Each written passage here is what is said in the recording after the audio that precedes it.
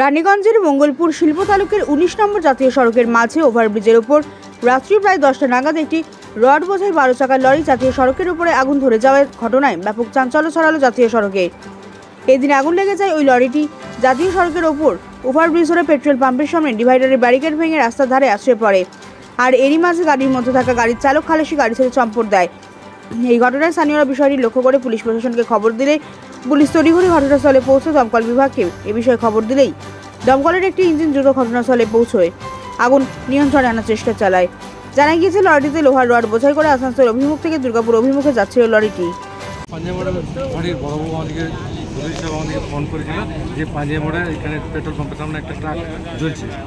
আমরা তৎক্ষণাৎ গাড়ি দিয়ে সমস্যার মধ্যে বসেছিলাম বাইরে, তৎক্ষণাৎ বেরোয় এসে পরে দেখছি ট্রাকটা জ্বলছে।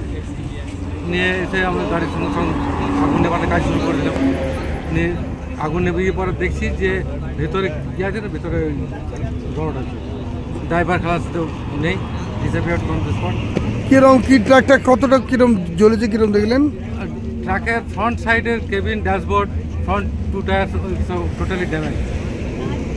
তো কি মনে হচ্ছে কি কারণে আগুন লাগতে পারে, কি মনে করছেন? এটা মনে হচ্ছে কোনো ওদেরই ইলেকট্রিক্যাল সুইচের শর্ট সার্কিট থেকে এটা বোধ হয় শর্ট সার্কিট। তো কতক্ষণ লাগলো আগুন নিয়ন্ত্রণে আনতে? এখানে আমাদের 25 মিনিট লাগলো। আপনার নামটা একটু বলবেন, আপনার নামটা একটু বলবেন, আপনার নামটা একটু বলবেন। সত্যজিৎ পাদা, সাবকিচার সত্যজিৎ পাদা, রানীগঞ্জ। কি ছিল, কি হয়েছিল ঘটনাটা?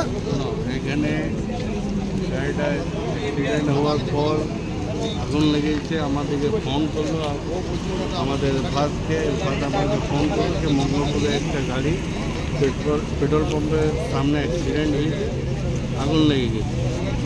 ওই শুনে আমরা একদম ভবাকে জানালাম, আমরা পৌঁছে। জানতে পারলেন কোথা থেকে গাড়িটা এসছে, কি হয়েছে? না না, এটা এখন তো এলাম, জানি না কোথা থেকে এসছে, দুর্গাপুর দিকে যাচ্ছে, আসানসোল সাইড থেকে এলো।